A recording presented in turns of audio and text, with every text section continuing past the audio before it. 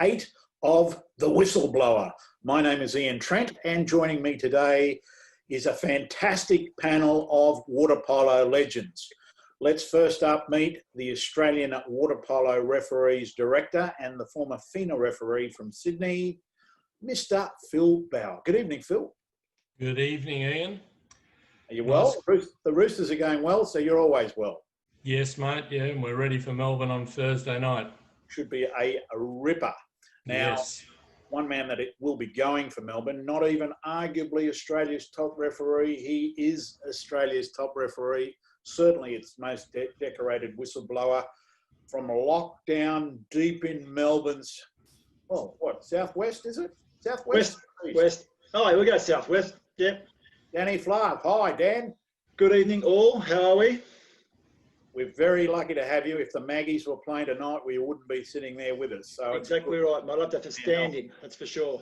Now, the former Australian men's team coach and now junior men's coach is coming to us from the nation's capital, chilly Canberra.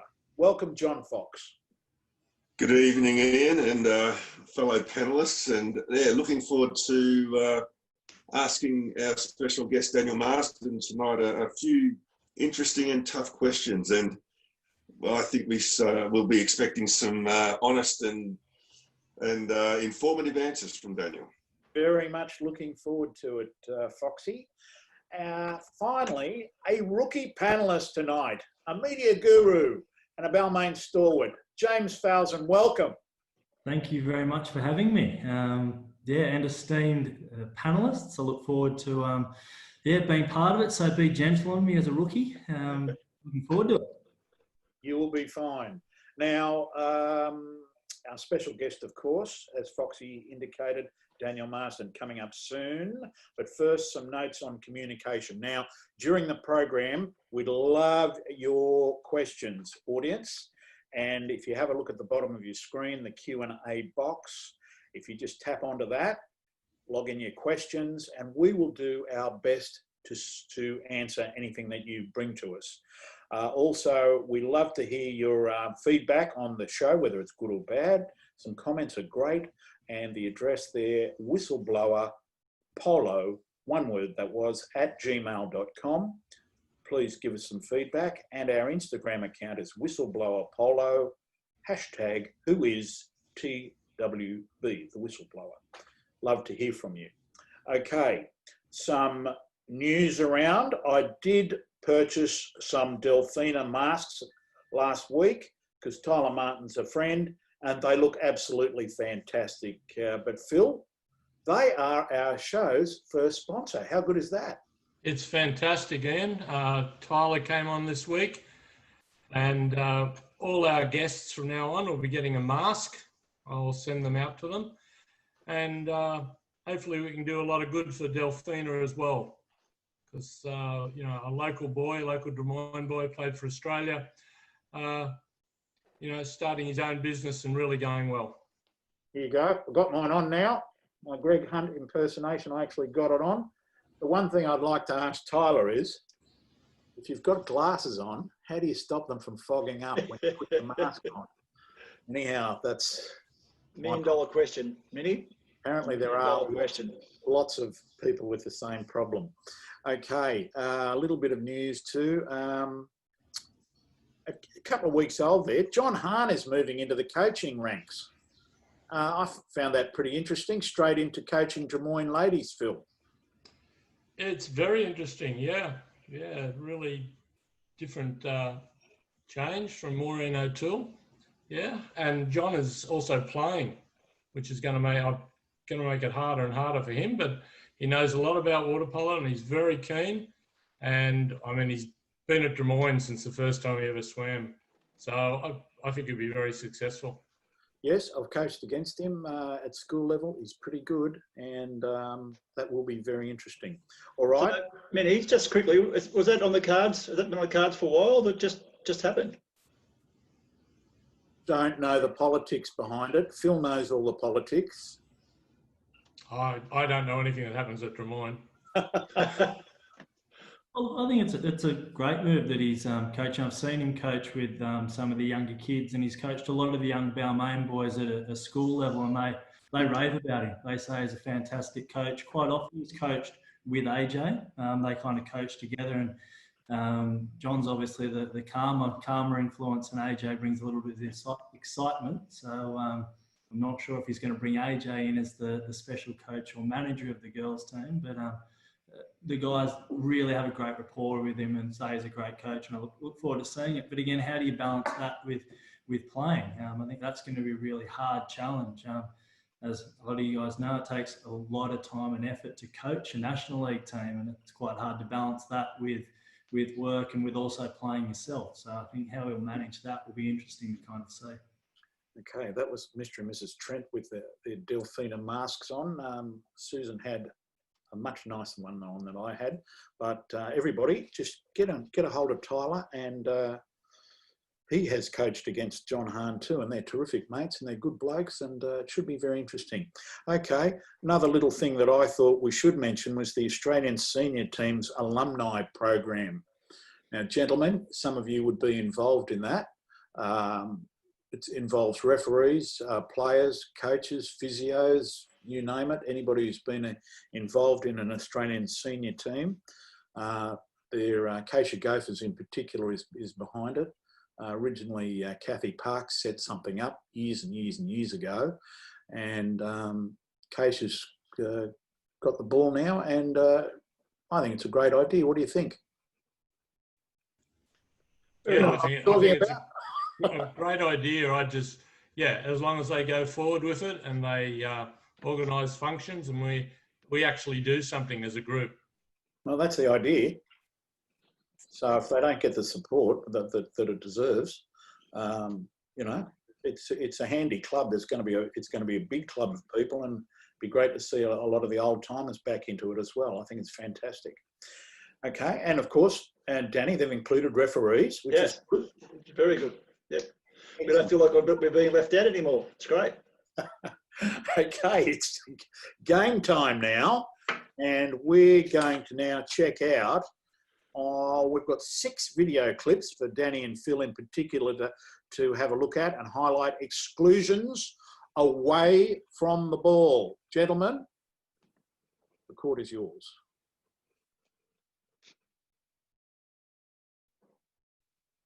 Phil, what are we looking at? Okay, centre forward, centre back. Okay, the centre back who's fronting, you can see her hands down, holding the centre forward, and the centre forwards just moved backwards, and there was an exclusion there, and they passed the ball in straight away, and she scored the goal. So you can see her here holding with that left hand holding down. So she's actually impeding the centre forward all the time there. Kicked out there, excluded there, quick pass in, goal. So what they're saying also, there's a lot of talk about the quick pass in is not allowed anymore. The quick pass is still allowed as long as there's no confusion who's being kicked out. And in this scenario, here, everyone knew it was the centre back being kicked out. So there's no problems passing the ball in for the quick shot. Danny, what would happen if there was confusion? Okay, if there was confusion, what the referee is supposed to do is stop the game, pull the ball out, okay, just to settle it all down, and then so the right person is excluded, all players know what's going on, put the ball back in, and they still have the extra person. So they're allowed to take the throw straight away, Danny. The referee doesn't have to signal the table before they can take the throw? What the TWPC would like, what FINA would like, would be for the referee to signal to the player. So the players know pretty much straight away who's excluded. And once we show the player the excluded number, then we can show the bench. So show the table. As long as we do show the table at some stage, they know who's excluded, but they're more worried now about the player knowing or which player is being excluded. So we work on the player first to make sure they know, then we show the table. Can you make a point, Danny, about when they're showing the table, the referee is showing the table, that they actually keep watching the play? I've seen many referees actually turn and look at the table. So what they would like to happen is for the referee to continue watching the play and just to put their hands to the side of where the table is. So the referee is still watching the game, but signalling the table. Because as we all know, if the referee turns away, players watch it, and that's when something happens. So the referee must always watch the play while signalling to the table. And the duty of the backcourt referee to signal as well. Yeah, the duty of the referee is also, as soon as the attacking referee or whoever calls it the exclusion and the other one notice it, they both do it to each other. So we both have the correct number. And once we've done that, then we show it to the table. The reason we show the referees do it to each other is so there is no confusion. Danny, on the screen that we're looking at, yep, it's got, oh, sorry if we go back, it's got correct exclusion, but pass was a bit quick. So you're saying if the team is too quick to make that pass, the ball will be taken back and the player will be excluded? So what the TWCs have changed again. So what we went from first was you could do the quick 1-2 and that was fine. Then they brought it back to, we wanted to slow it down. So we signal the players, then we signal the table, and then we signal play on. Okay. Now that virtually takes the advantage away for the old 1-2. So what they're saying is, as long as the players know who's excluded, the quick 1-2 can happen. Okay, so ignore that writing at the bottom there. Pretty much so. Yeah, yeah. So what they're saying, that's only an interpretation of what they're saying. Oh, that may have been too quick, but everyone knew what was going on in that situation, so we just play on. Right. I've got a quick question for Foxy on that one. I know we're talking about the rules and interpretations there, but what's the centre back doing there? Why are they coming around from the front when you've got a zone coming from that side? Shouldn't the centre back be slipping back with the defender coming back? Shouldn't they be slipping back around? They shouldn't be coming around the front in the first place? You'll find quite a few teams now actually press the centre forward in a zone to cut that pass out. So it's just something that's been creeping in over the last couple of years, and it does work for some teams. Yeah.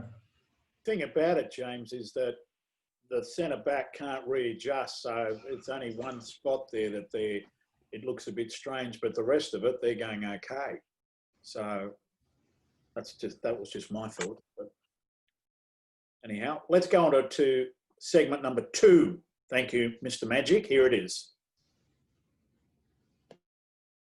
Okay, once again, ball out top. You can see the centre back actually holding the centre forward under with his left arm, pushing down his shoulder. As you can see, you'll see as he turns around. Once again, there it is there, holding him under, impeding, okay, excluded. And what happens then, again, they all knew that it was the centre back that was excluded. So they allowed the pass, the quick 1-2 in. Unfortunately, the attacking player missed a goal, play on.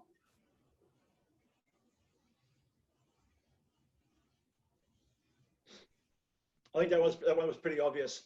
Pretty straightforward, guys. Yep. Okay.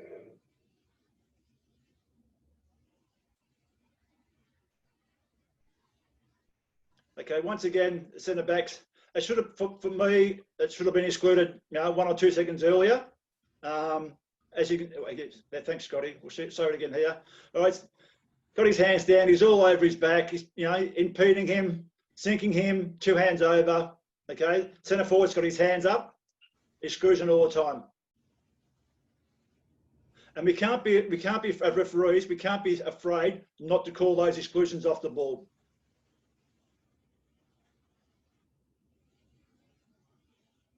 Once again, everyone knew it was a centre back. Pass is good. Okay, here's number 4.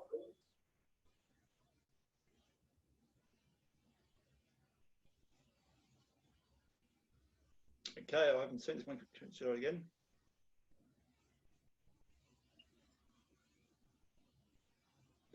Okay, once again, centre forwards had inside water. The defender had both hands down and was also on his back. So straight away, an exclusion. Scotty, can we show that one again? Because when the defender was actually swimming out, he knew he was excluded. He put both hands up. For me, that should have been a penalty straight away, right there. Okay, so he's sort of being smart. He's sort of showing the referee that he's not holding, but he's actually, there you go, he's actually blocked that attacker from scoring the goal. The referee actually said stop, slowed it down, and then called play on. For me, in that situation, that should have been called a penalty. But would you have stopped the game, Danny, or should he have been allowed to shoot? Well, for me, as refereeing, I would have called a penalty, but because that referee didn't call the penalty and that guy was in the way, he stopped the game, just said, okay, settle it down, and now we start again. I think it was just a knee-jerk reaction from the referee.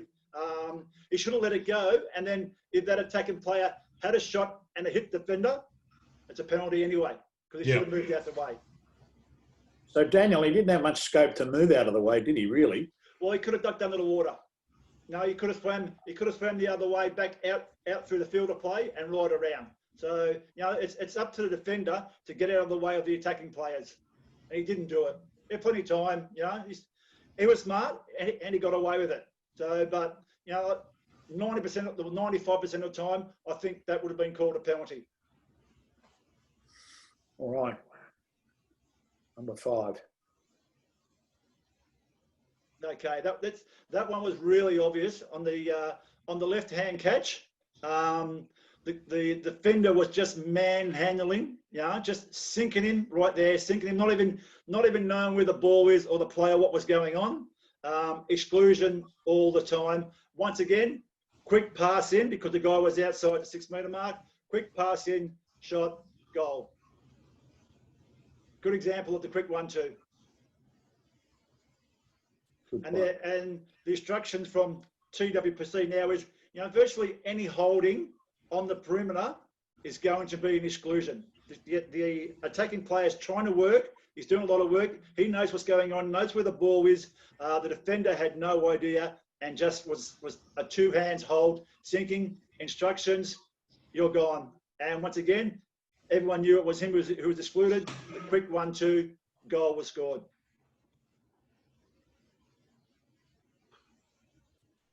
Okay, here's, I believe, our number 6 and last.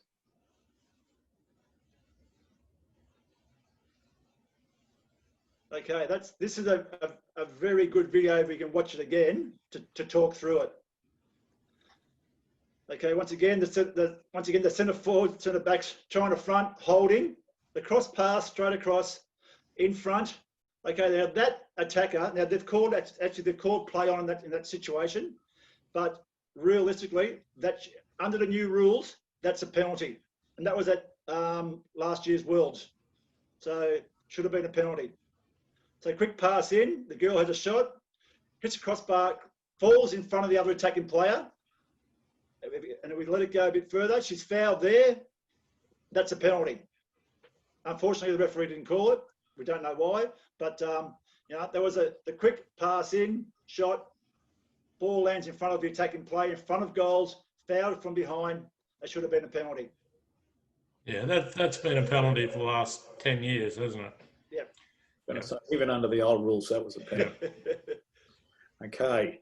So in all those things, we just got to be, as referees, we don't need to worry about if we call the foul off the ball, it's going to be 100% it's going to be a goal. But if the attacking players earned the exclusion, then we must pay it, no matter what. All right. Any other comments, gentlemen? No, we're good. That takes us out for our rules and video segment, and all the videos work this week. Fantastic, boys. Okay, it's time now for our special guest. He's a former Australian men's team captain. He's represented Australia in Olympic Games, World Championships, you name it. He's been there. He's represented New South Wales. He has represented nearly every club in the National League. A journeyman. I did have the pleasure of coaching him in under 16s or under 18s, whatever that was, many years ago, and that was a lot of fun. But our special guest is Daniel Marsden, coming to us from Newcastle. Welcome, Daniel. Thanks, Minnie. It's good to be here.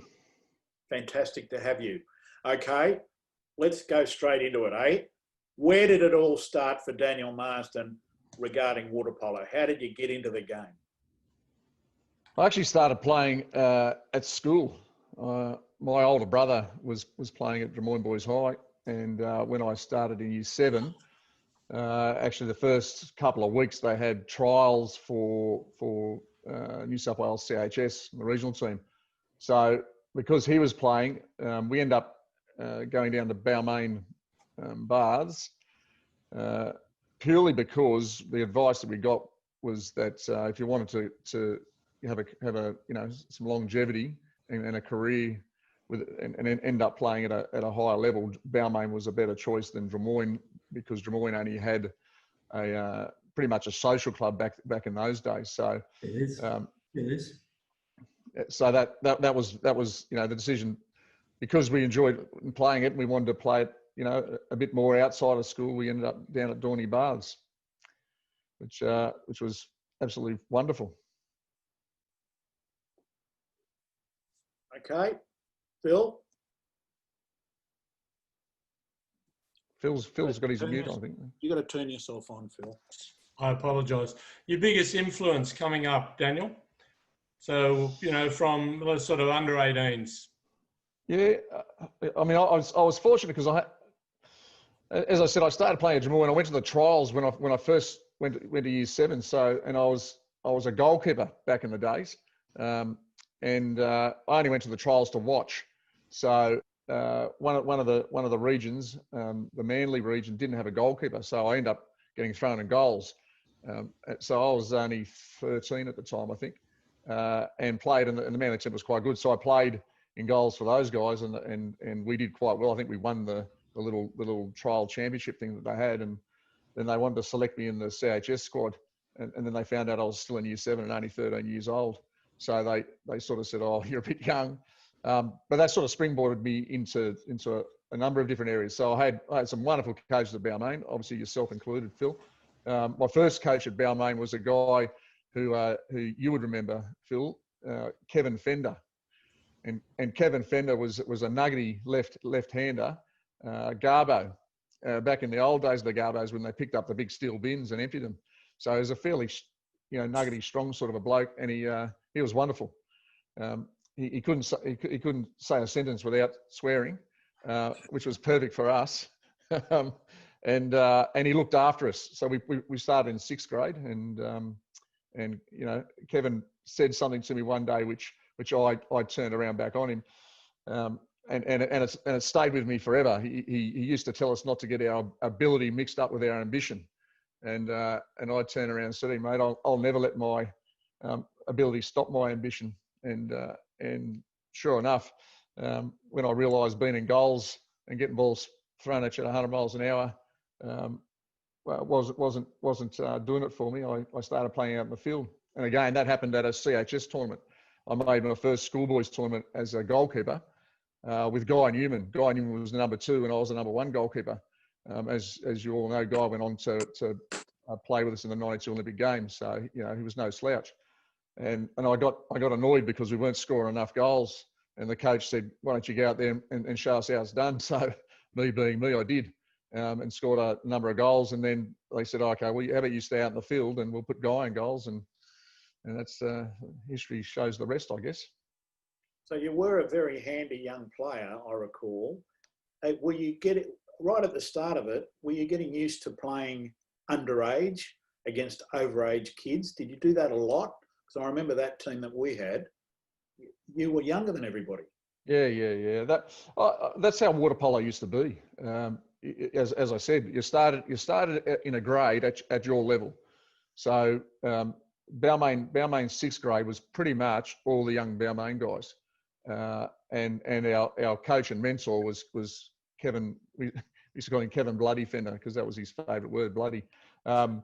And yeah, so he looked after us in and around the water, and gave us some wonderful guidance in doing so. So that and again, back in the day, there was schoolboys and under 21s. That's all. That's the only sort of junior representation you had. So you're always playing against, well, I was always playing against back when I first started against older players. So that team that we went away with you, Minnie, which mind you, we won the national championships with. Do you recall that? Under fantastic guidance. Yeah, for sure. I was 15, I think. And the majority of the guys in the team were all around 20. Ben, who else played in that team, Dan? Some great players. Jeff Clark, guys like Lance. Lance Goldsmith from Balmain was in the team. Lance still looking pretty buffed nowadays. Yeah. But there was some great back in the day. There were some great players that came out of schools water polo. A guy called Andrew Manners from Manly was a big strong centre forward who came out of there. Troy, the boy from Newcastle. Yeah, I mean the team was actually the variety of clubs and areas that the team was made up on was incredible. There were guys from Tamworth, Central Coast, inland. So it was quite amazing. I also remember falling out of the bus, Minnie, before the grand final. Yes, and yeah, I'd actually, the bus door was open. We went round a corner in the car park, which was just grass and whatever. I don't know how you did that, Daniel. How did that happen? Yeah, well, again, me being young and adventurous as I've always been, we decided to have a water bomb fight in the car park between the two buses. So we were throwing water bombs out the door at the other bus, and I sat down just as I think Andrew Manners was driving. Andrew went round the corner, so I went to sit down, and end up out the door doing a commando roll in the dirt. So didn't do you any good either. I think you were in a bit of doubt for that grand final, weren't you? Not really. The doubt was trying to find someone to stitch me up at that time of night, which we did, and then some antibiotics and a bit of tape over the elbow. I mean, we weren't going very fast, mind you. So all those mums and dads out there listening and kids, it was in the car park, and we would have been doing about 5 kilometres an hour. So I didn't come out at speed, but when I did come out, I was going too fast to actually get my legs underneath me, so I did commando rolled in the dirt. I'm going to ask, that sounds like a pretty incredible festival of water polo when you've got sort of those age groups sort of all playing together in a national championships. Is there a place for that now? Should we be doing something like that now? Like obviously the youth tournament at the moment is fantastic for the younger age groups, but is there a place for something like a national state championships now? For seniors? Yeah, for seniors. Actually, from sort of that 18s, 20s and opens. I think there is. My view on the pathway is, has been that there's too much emphasis on the junior development as part of the pathway, which is really watered down the actual club grade part of the sport. My belief is that junior participation and in a sense a lot of the senior participation at that level should be tournament based.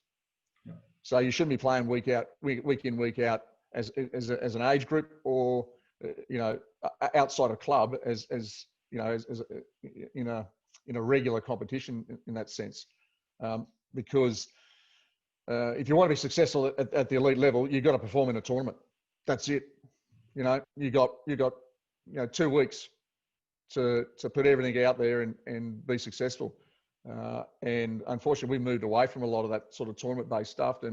And so, when you lose by a goal to teams at critical times, a lot of it's because, you just haven't had that pressure and that experience enough. Danny, we had Aaron Younger on about a month ago now, and he pretty much indicated exactly what you just said about getting match play and the daily training environment. We talked extensively about that. And so how would you see, without actually having to move overseas. And that's another question that I'd like to ask you, because you were obviously good enough to play overseas, but you elected not to, and you went to the AIS. So how would you see us getting that valuable game time and match practice? And do you think the AIS could still play a role in player development? There's a number of parts to that question, Foxy. The first thing is, again, we need to change I believe our competition pathway and structure, so that the prestige in what we do is brought back, and how we do it. And that comes down to something I said many years ago now, about 15 years ago at the last national conference that I went to. And again, people just didn't want to listen to it. You can only compete at the level you want to if there's a critical mass of players at that level. So to get the required, I guess, exposure, one to the type of event you want to be successful in, and two, at the player and physical level that you need to get it at. You can't have a tournament or a competition where that's diluted. And back when we first started talking about that, we probably had 120 athletes who you would say were at that level. I don't think these days you're anywhere near that, which means the number of teams that you could have in a competition at the level you need to be competing at would be far less. So it's a difficult situation in regards to the AIS, and I think it's the same with all institutes and academies. They were originally instigated to fill the gaps in what sports and in our sport the clubs were doing. Most clubs would have trained three. Some of the clubs that had a lot of national team guys that pushed and trained 4 or 5 times a week. But again, that's nowhere near enough to be competitive at an international level. So these institutes and academies were set up to help provide the environment to fill the gap that clubs weren't providing. Unfortunately, over the years, that's completely been turned on its head, and they're a beast of their own, and don't actually, I think, achieve what they sort of set out to do. The AIS, I think there definitely is room for centralised programs. It's very difficult, and actually, I think last night John Coates was on a show on the ABC, and he had a bit of a dig about the AIS and mentioned water polo, and I didn't quite catch it, so I'll have to have a chat to him next time I see him. But the AIS was a phenomenal environment where you could actually train, study, or work in an environment that actually assisted you. I know players today, and I've got 3 of them who live with me, who find it extremely difficult to get the time and the ability to get to everything they need to get to, i.e. study, work, and training commitment. There definitely is a place for centralised programs. So Daniel, Foxy sort of touched base on a little bit about not playing overseas, that you elected not to. Was there a reason you didn't want to go, mate, or it just didn't fit in with what you're doing at home? I had many offers to play all around the world, in Italy, Greece, France. When I was younger, I was approached by Terry Schroeder to go to Pepperdine University, where Jeff Clark had gone a couple of years before me to play. I didn't see the need. My belief's always been, we have phenomenal talent in Australia. I did have the luxury of the AIS, so I had a perfect training environment as it was. But I also thought that the benefit of training and playing together day in, day out makes a massive difference internationally. So the offers were there for sure. I nearly took an offer to Greece. There was a ridiculous offer that was made to me to go and play in Greece, actually for Crete of all places, which would have been magnificent. You know, That's a lovely place. Yeah, lace around the island of Crete and play water polo. It just coincided with the birth of my first son Mitchell, and you know, the club team back here in Australia, you know, asked me what I needed to stay instead of going, and the offer was, you know, good enough. Plus, you know, I just started my career, so I always had, you know, a whole lot of things in the back of my mind. I didn't want to be one of those players that went overseas, you know, didn't have any, you know, academic backing behind him when he finished, or had no real career or career prospects. So, you know, I just started a really good job in Canberra with the Australian Sports Commission, and I thought, yeah, you know, I'm probably better off staying. And I didn't believe it would make any difference to my water polo. And of course, you would not have met your lovely wife if you weren't at the AIS. Yeah, well, that's correct. You know, again, I tend to do a lot of things while I was young. I met my beautiful wife Vanessa at the age of 19 at the AIS. Vanessa was a swimmer, and obviously we crossed paths nearly every day, a couple of times a day. So yeah, you're 100% correct, John. If I had gone away to the US, for example, and over to Pepperdine, you know, my life would be completely different today. So I have no regrets whatsoever. And you mentioned before about maybe a change up to our sort of elite competition level. I would have thought that in this current environment with I guess the COVID restrictions and the shorter seasons, and next year no one quite knowing what happened, I would have thought that would have been a perfect time to try something different with the National League or AWL or whatever it's going to be called sort of in the future. What changes would have you liked to have seen made to our elite competition? I think I've been on this bandwagon for about 15 to 20 years now.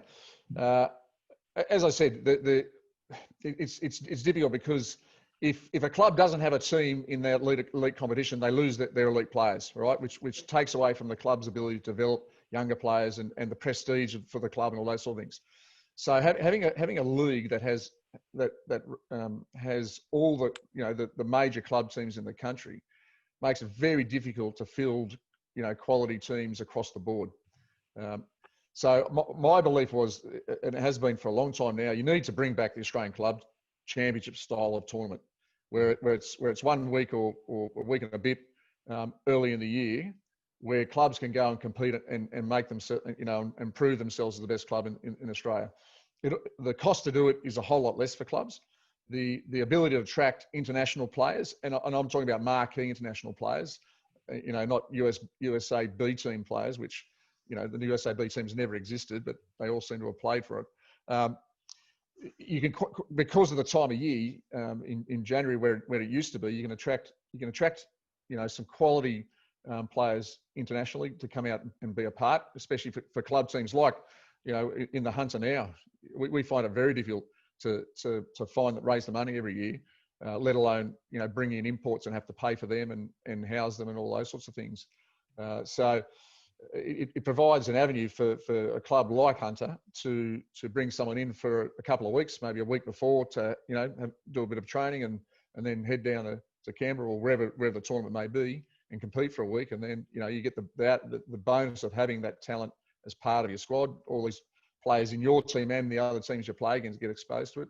So I think it's a good model for clubs. It also brings back the prestige, which means, you know, your state competitions are critical for your ranking to be seeded in that tournament. So, you know, in New South Wales, you don't want to finish fourth because it means you'll be put in the more than likely in with the top New South Wales team or the top West Australian team or the top Victorian team, and vice versa for those states.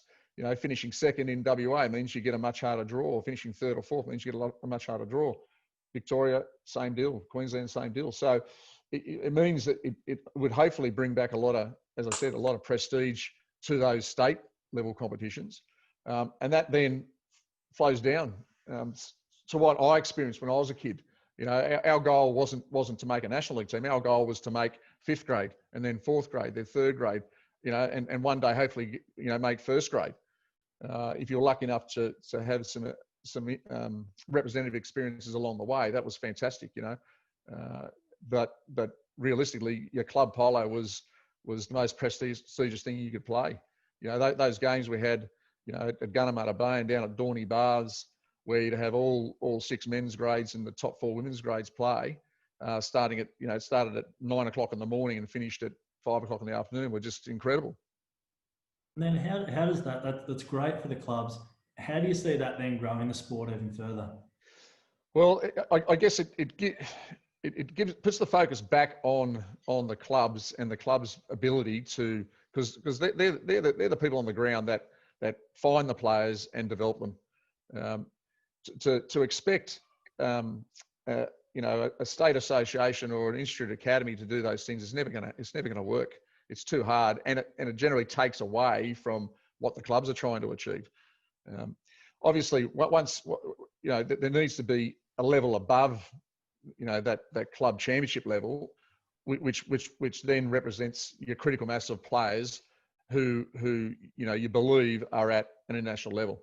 So you need a premier type league that continues on after that tournament, and that can be shadowed by a development league. You know, so you could have it in the men and under 23 league, because obviously a lot of those junior and younger players, you know, wouldn't you know be good enough necessarily, you know, at 18, 19, 20, even through to 22, 23 to make those teams. So you need still something there for those players to aspire to, and you know, and keep them motivated. The women, obviously, you would have a younger age division because women naturally obviously mature at a much younger age. Yeah, and that would give you, and I mean, the structure of that would need to be flashed out, but it needs to be more tournament style. So you go away and play a number of games, which is what the National League used to be. I remember back in the day, we used to play 5 and 6 games on the weekend. So it was tough, it was hard, and you had to perform in all those games to make sure, you know, you qualified through. So I think it was more sort of tournament based, you know, but continuous across until the international season started. I think you'd have a pretty fantastic mix. But it also gives you the opportunity to attract teams from overseas as well, international teams.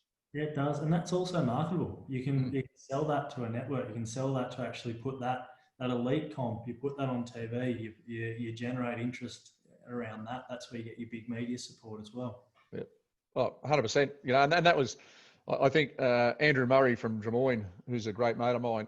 We actually put together a proposal probably over 20 years ago, which sort of represented that idea.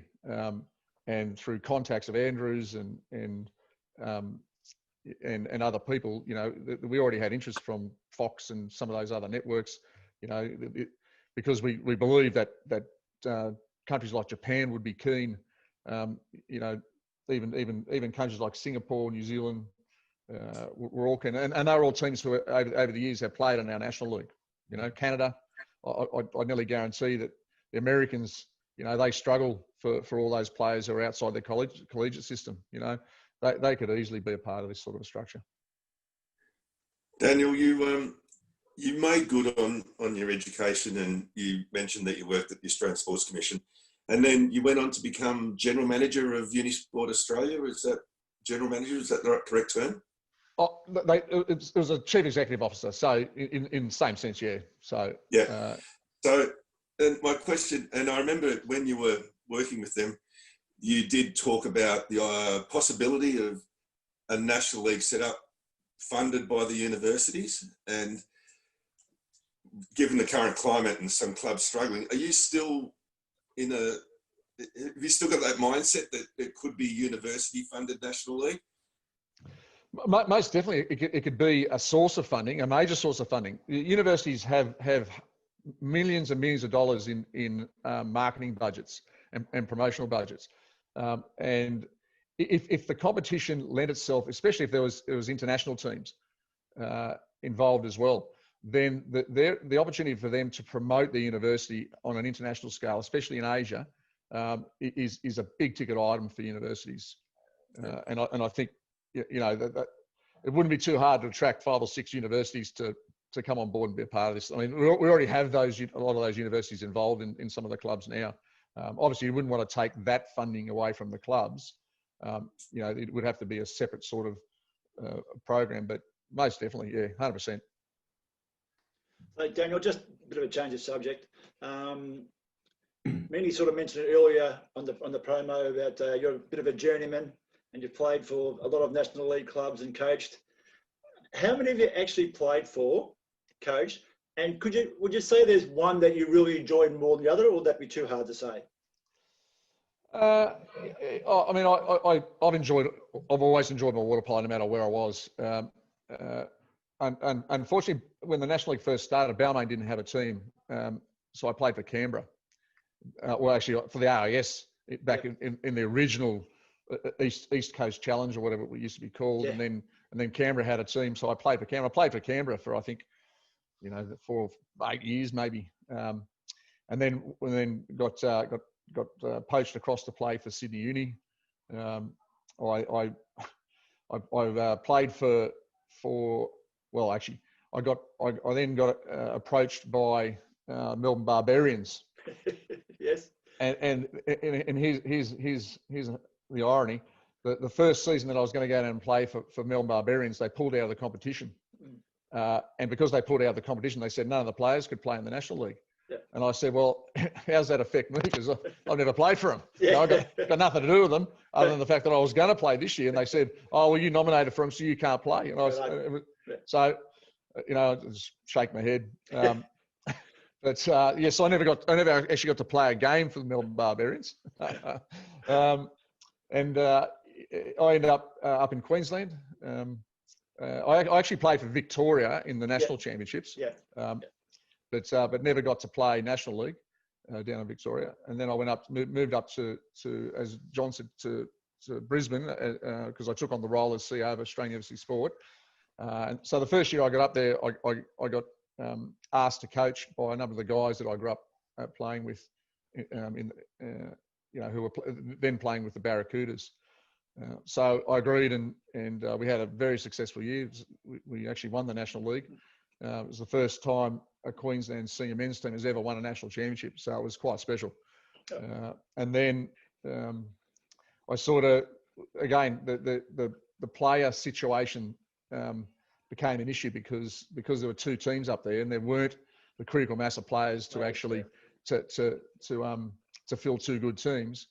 There was end up being a move towards trying to get the best players to play together. So I started playing again initially with the Barracudas because we just didn't have the people. I even had Phil Howden and Lance Johnson ugly in the water at stages because we didn't have the players, which again ended up being quite spectacular for Phil and his son Reese, who was obviously an absolutely wonderful player because they got to play together in the National League and they got to score a goal.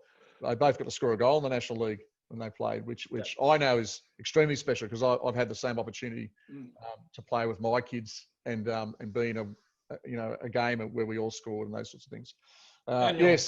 Daniel, we're running out of time, so we're going to move on a little bit. First Olympics is 1992. Correct. And you had a great result then. When did you first come into the Australian time and run us through very quickly from 9 to when you first came into the Australian team to when you played your last national games, which I think is 2007. Is that correct? Yeah, correct.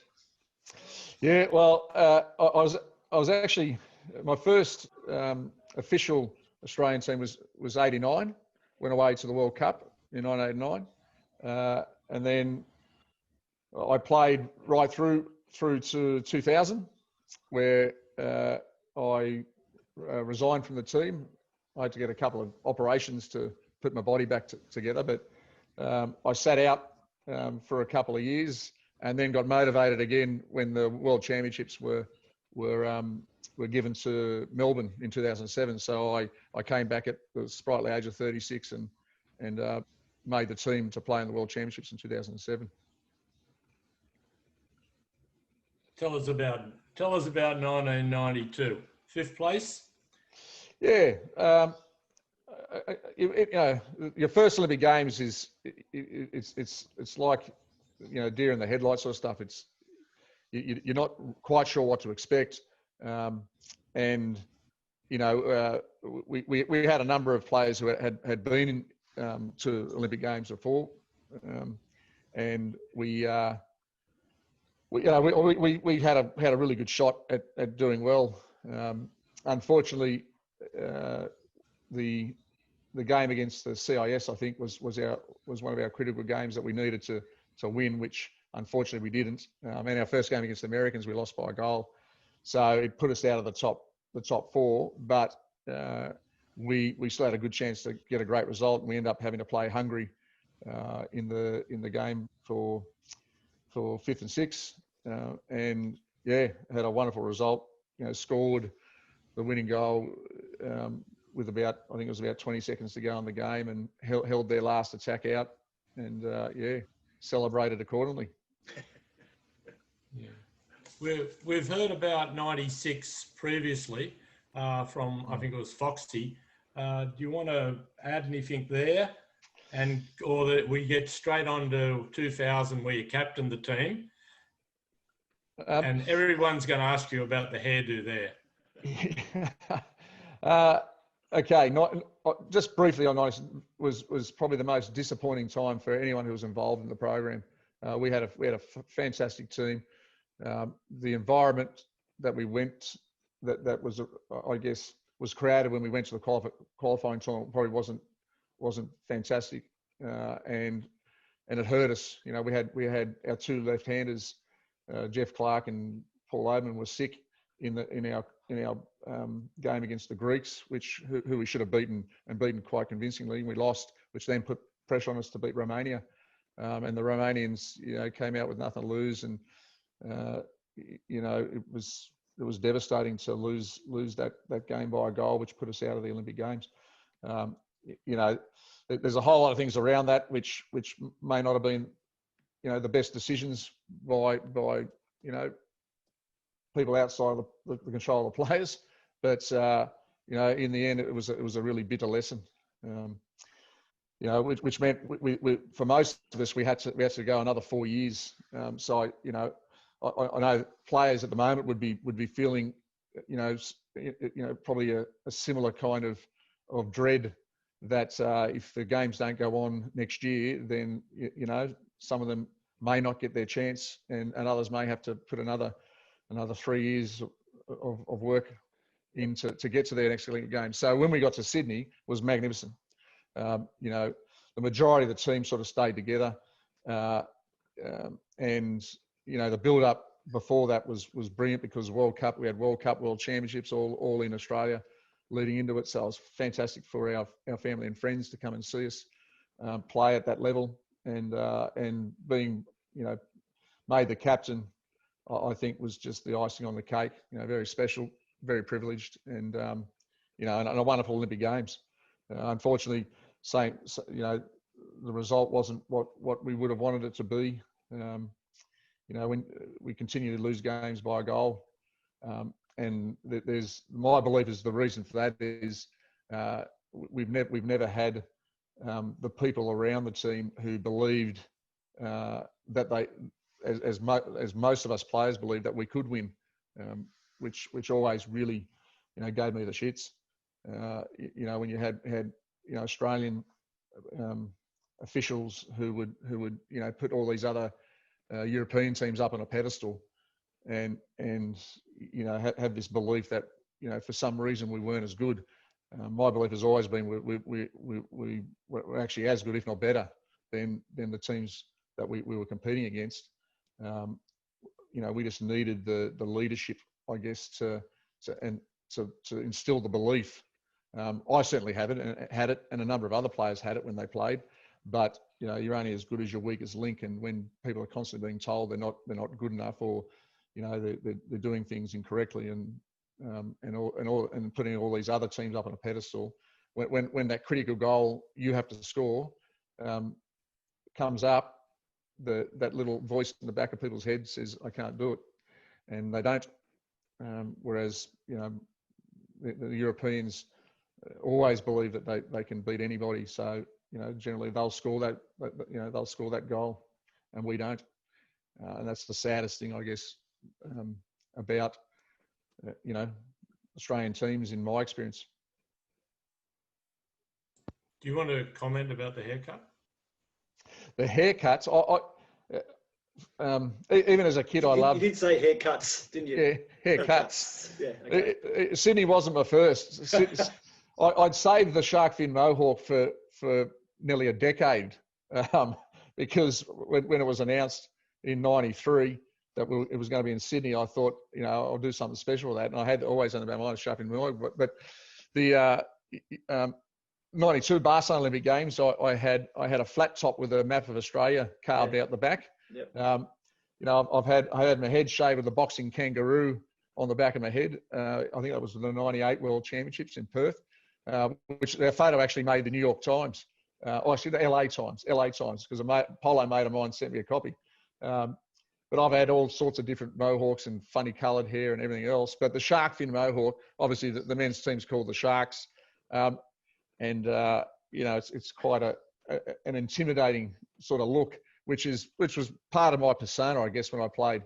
I always played hard and tough, and I think a lot of the opposition thought I was a bit mad, which tended to work in my favour in a lot of situations. I used to actually to warm up my shoulders, because my shoulders were always a bit dodgy. I used to get the focus mitts out with our team doctor or masseuse or whatever, and box on the side of the pool before training and things. And I used to look across and go, what's he doing? Is he going to get in there and start a fight or what? So it was, yeah. But haircuts, I always love doing something funny, something special. Danny, I remember the Barcelona Olympics. You actually appeared on the back page of the Herald Sun with your shaved head. So just to move on to the refs, and I've had the privilege of being a delegate and you being a coach of one of the teams over the last couple of years at the AWL, and we've had some robust discussions at the end of games. Tell us about your opinion of the Australian referees, and I suppose what makes you frustrated with some of the refereeing that you encounter in the National League. I guess the frustrating thing for me, and it's why I stopped coaching a few years ago. The rules are fairly simple, and they're black and white. And for some reason, and we always talk about these interpretations, like in the start of the show, the quick pass to the centre forward on the off the ball exclusion. There's no rule that says you can't pass him the ball or her the ball. I understand if there's some confusion on who's kicked out, but that's just part of refereeing. But to actually mention that, and it blows me away that some of these interpretations aren't even in the rules, and they actually don't referee to the rules. They actually change the rule because of some interpretation. I've never seen a set of interpretations. Now, supposedly FINA puts out, or the TWP puts out a set of interpretations. I've asked for it dozens of times. Never seen a copy of so-called interpretations. The only thing you interpret is the action in the game, and whether or not that's contravened one of the rules. That's all you ever have to interpret as a referee. So the frustration, I guess, is, and a lot of the time it's not the referees, it's outside influences make the referees referee in a certain way, which makes it then very difficult to coach. And I know a number of years ago that the game was so heavy, especially on the perimeter, that you actually couldn't coach players to play the game properly. And I was never ever going to coach players to play in that regard, because it was never going to make them better players. And I know when you get to an international level, and everyone who's been at that or refereed at that level knows when you get to a FINA event, regardless of what anyone says during the year, they referee to the rules, exactly to the rules. I guess in my mind, we need to put as much effort we do into like junior player development as we do into referee development. And I made a suggestion when I was a delegate 4 or 5 years ago that we actually put away some money to put in place a structure to bring through referees, give them a pathway, because I'm not afraid to say it. In Australian refereeing, there's always been a bit of a closed shop.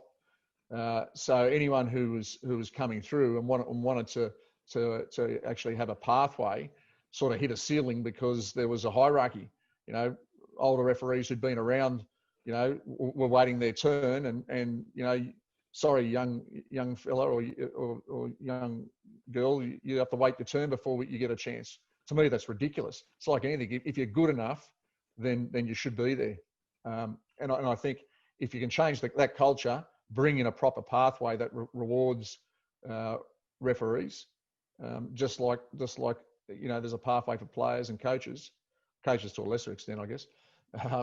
Then I think we'll have a much better system. We'll have more referees, which is always tough, and hopefully we'll have a better quality of referee.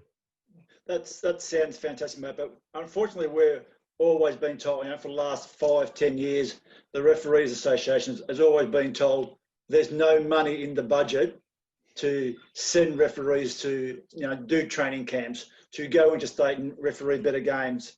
So it's always the money, Daniel. Oh, I understand, but I suggested that Australian Water Polo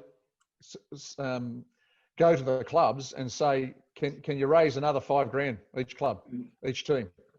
You know, and anyone who wants to complain about a referee should put their money where their mouth is. So absolutely, you know, there you would have had you know, some reasonable funds to do something, but no one wanted to ask the question. And I canvassed a lot of the coaches and said, you know, is this a good idea? And to a person, they said yes. You know. Well, by doing that, Daniel, can only improve the referees, and then can only improve the standard of the game. 100%. So it's a no-brainer, isn't it? It is, mate. If it only happens. So Daniel, going on that, do you rate the Australian referees with the European referees? Because you said before that, you know, like the people were bagging the Australian team because they thought the European were much better when they weren't. So we have the same sort of scenario that, you know, a lot of people think the European referees are better than the Australian referees. In your mind, what do you think? No, I completely disagree. Australia probably has, you know, 10 or 12 referees who are all good enough to referee at an international level. Unfortunately, because I think there's all this chatter around how they should referee, instead of just saying, hey, we want you to be as technical as possible and referee to the rules, that they tend to be inconsistent, you know, because you're constantly getting a different view from different people, because, you know, someone wants to interpret a rule. You don't interpret the rules, you interpret the play. The rules are black and white. You know, I'll give you an example. The rule that you can't foul someone in the defensive half, back half, mate, in the back half, it's still a rule, right? How often do you see it happen and no one kicks them out? You know, like, you don't need to interpret that. The rule is there, and the way I understand why the rule would be there is to increase the speed of the game and the ball up to the other end. Yes. Pretty simple. Yep. Can't foul exclusion. Yep. But we get told, oh no, but the interpretation. No, there's no interpretation. You know what I mean? Yep. It's the rule. Play it, because when you go to a FINA international event and you foul in the back half, you're excluded straight away. Absolutely. See you later. Doesn't matter where it is, how it is. You make a foul. See you later. Yep. You know. So I guess it's about, you know, having that single voice that reflects the way we want our players to react to the rules. Don't worry about what Europe's doing. You know, I got told my whole career, oh, it's heavier in Europe. No, it's not heavier. You know, in international events, it looks more physical, but the technique is more correct. So, the rules haven't changed. So you don't bring in an interpretation so people can lay over each other, and hold on the perimeter and those sort of things. It's just ridiculous, Yeah. So. Yep, totally agree. No, go on. Okay, so how can we get more referees into the system with that ability? Obviously, you're going to say former players, correct? Oh, I think that's one avenue for sure. But I still think that you need to create a proper pathway. So you need to be scouting players at the under 18s, under 20 tournaments who are reasonable players, but they may never get to the level of a senior national team, and approach them with a view that, hey, we've got this pathway in place that we'll give you proper guidance. We'll pay for your participation at certain events, and over a 2-year period, try and educate these young people to be referees. And if you do that every year, and you can sort of try and grab a half a dozen to a dozen people every year, I guarantee you, within a short period of time, you're probably going to have a dozen or more, fairly capable young referees who, in 10 years' time, can all be world class. And then if that then gives you the momentum to continue that, into the ages. I don't think it's a big task or a big ask.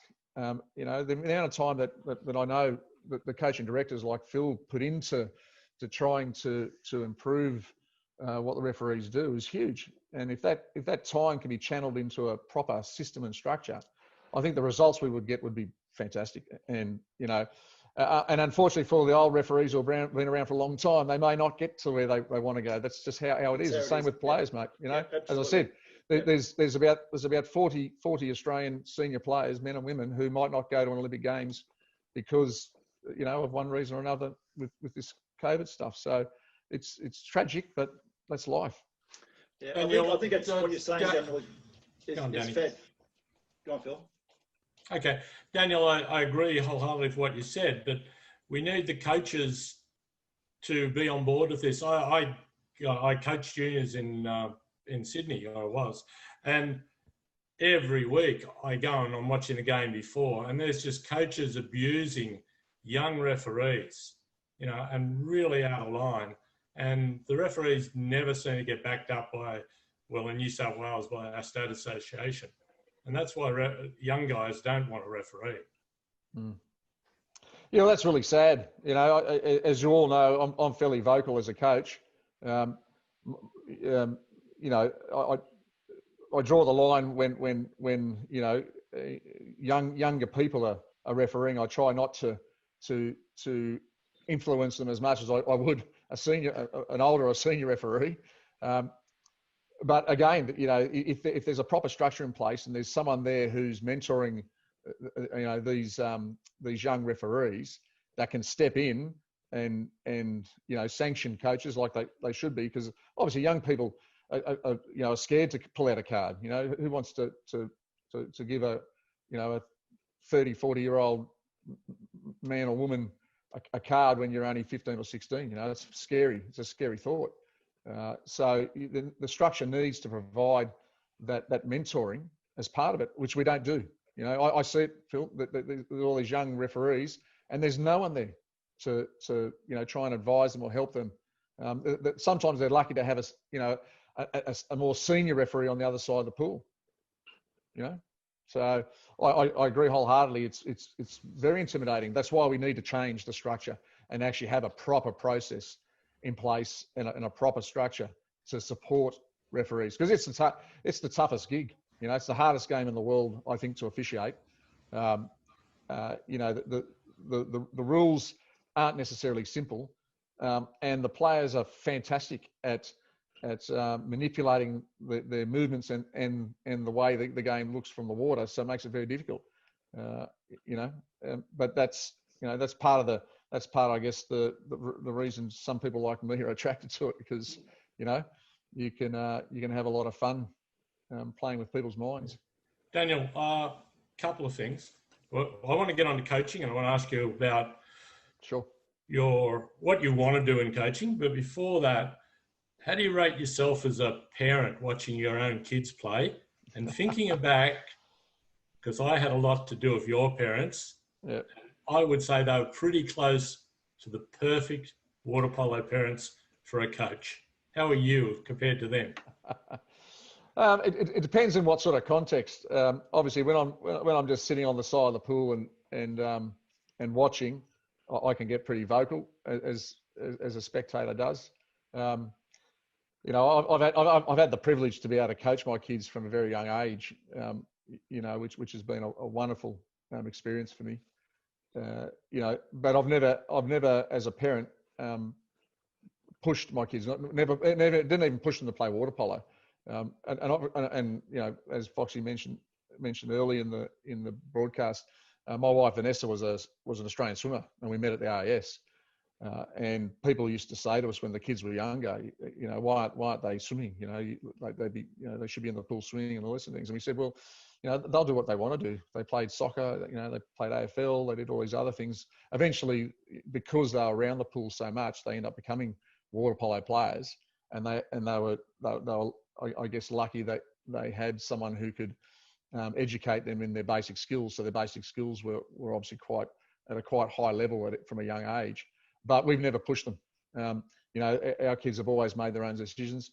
They've, you know, so we haven't been those sort of parents that you know push the barrow, push the wagon. We've been around because that's what, you know, we're water people. So, but you know, my parents, my father played water polo when he was younger at Drummoyne Boys High actually, but they weren't water polo people.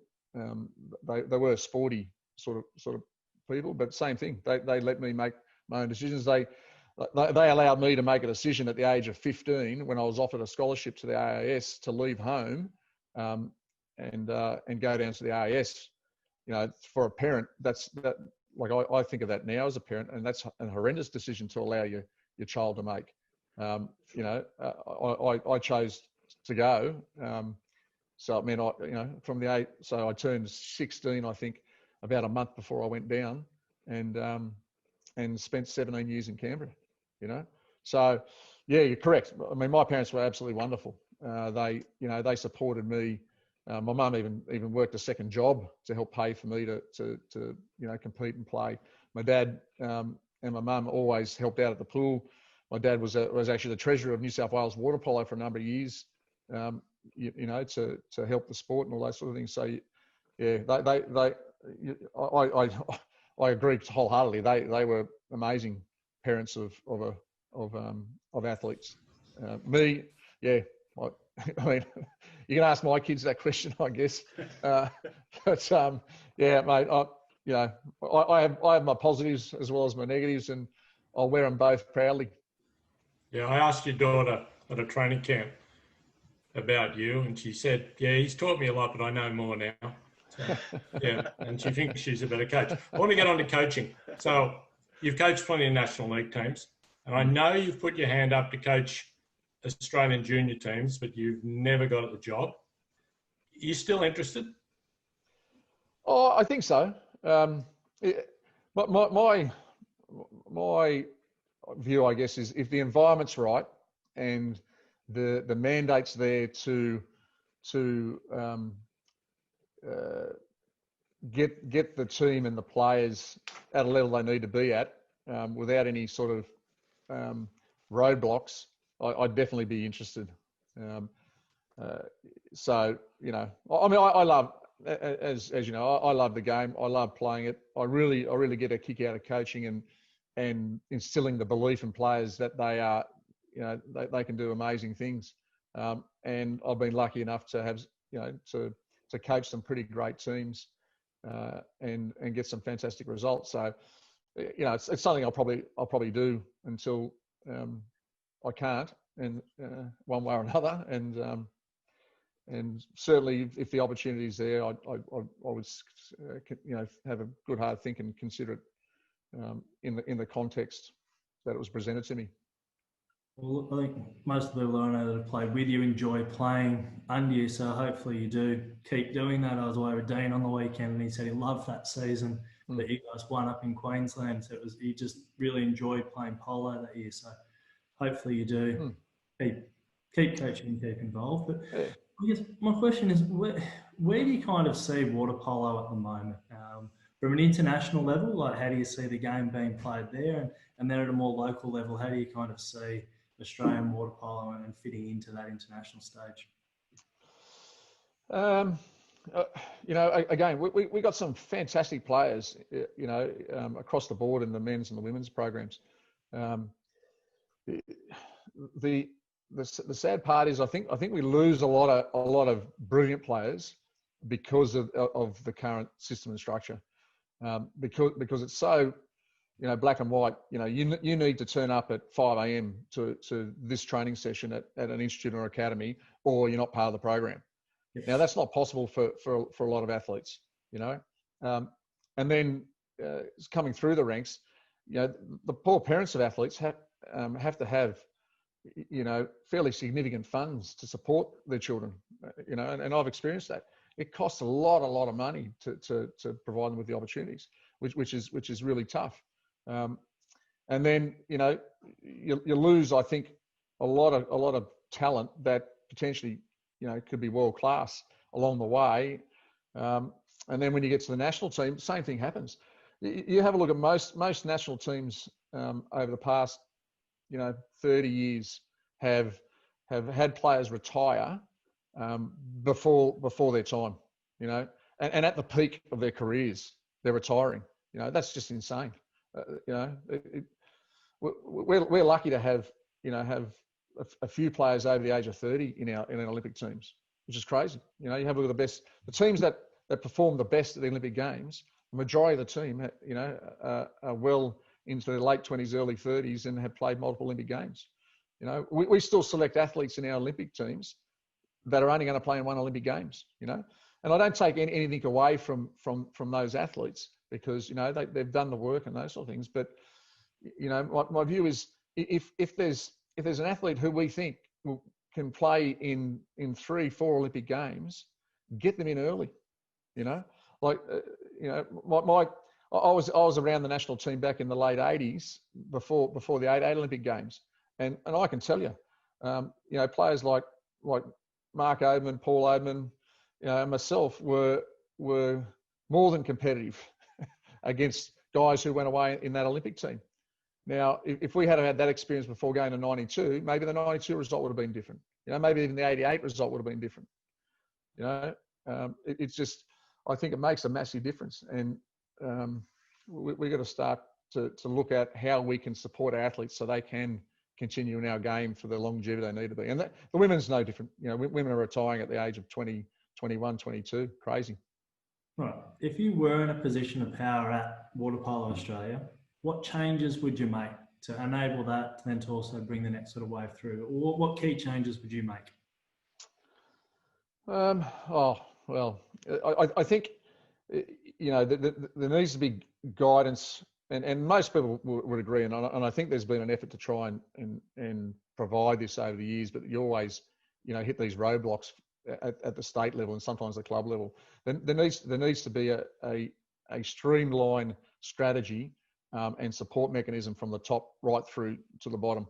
Our states need to focus on what their role is, and their role is to provide the environment for people to participate in water polo. So with that in vain, our state bodies need to see themselves as event managers. They're not an association that needs to operate like its own separate entity.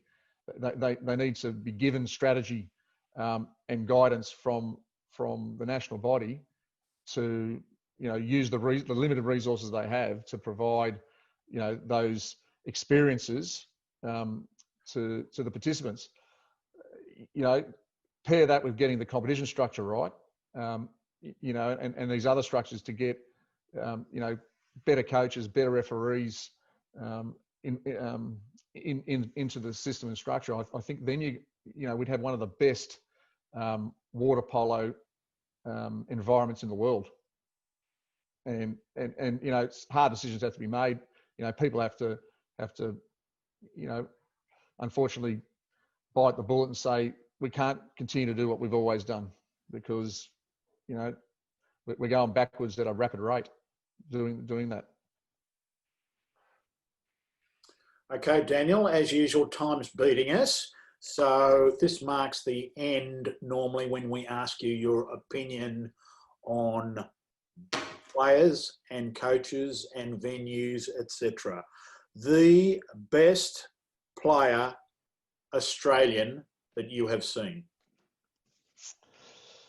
That's hard because you know, I've been blessed to have played with some magnificent players, and their, you know, their abilities, you know, were in different areas. Andrew Whiteman, if I had to pick someone, was probably my most favourite player ever.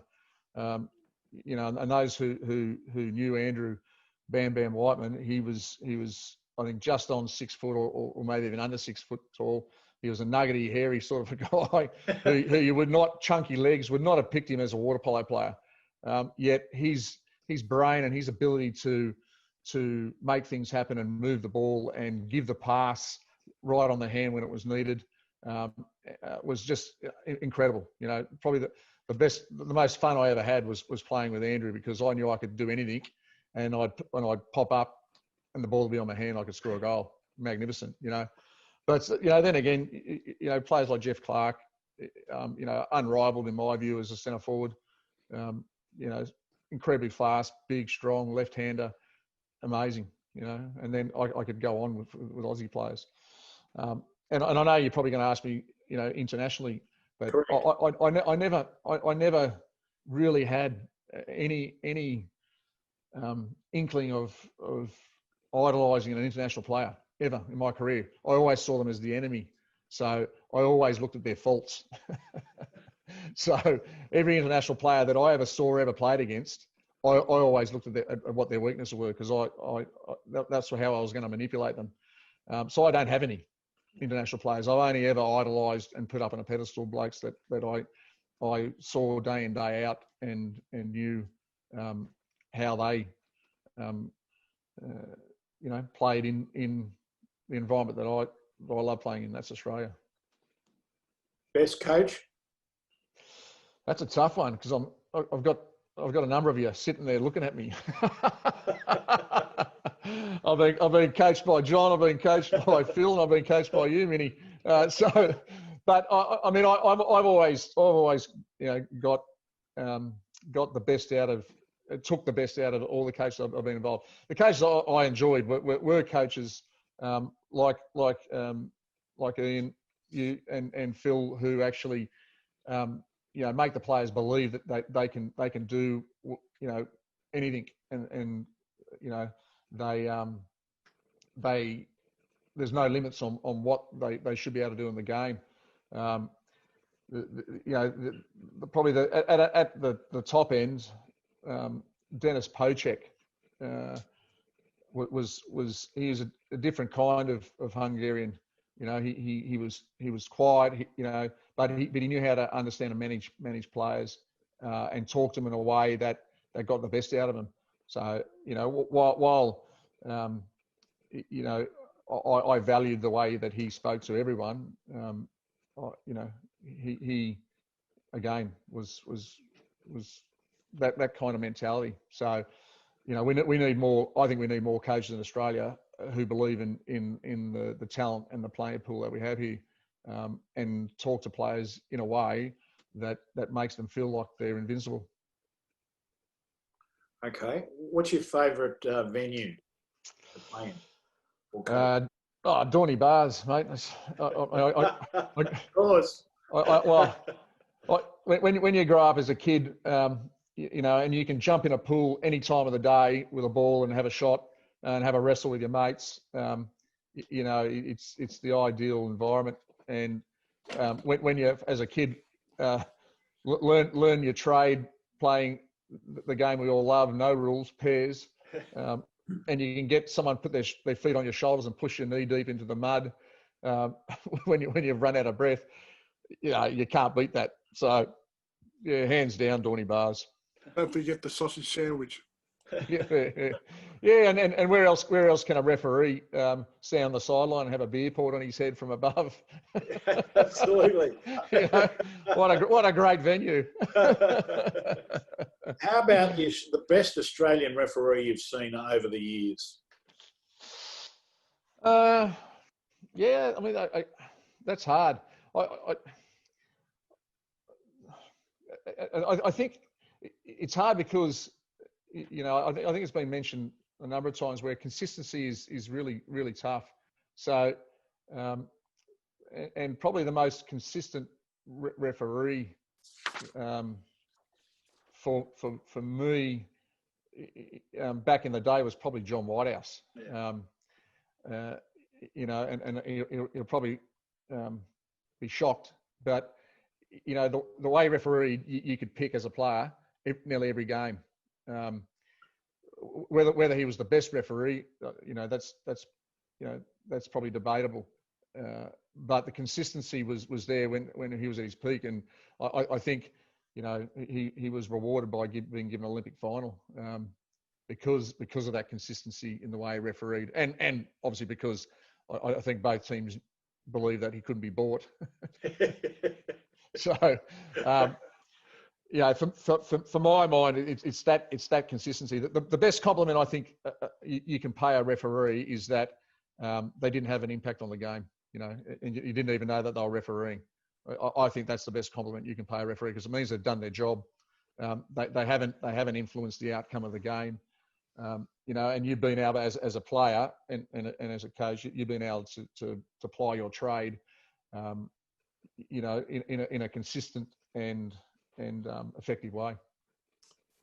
Well, Daniel, that just about takes us out, and your insight into water polo is truly fascinating, and we do appreciate your time. It's been a terrific insight into everything that's happening into the game. It's fantastic. Really enjoyed it, and thanks a lot. No, my pleasure. Good to catch up. Absolutely. There he was, Daniel Marsden. And gentlemen, that just about takes us out, as I said. Phil, Danny, Foxy, James, Scotty back in the bunker. Thank you, gentlemen, all for your time tonight. It's been good. Absolutely fascinating, I thought, with Daniel. And the next time we meet will be on August the 24th. That's a Monday, obviously. And our special guest will be Pat Jones. And you'll hear a lot more about that in the meantime. In the meantime, yes, that's it for the Whistleblower. We'll see you then. Thank you.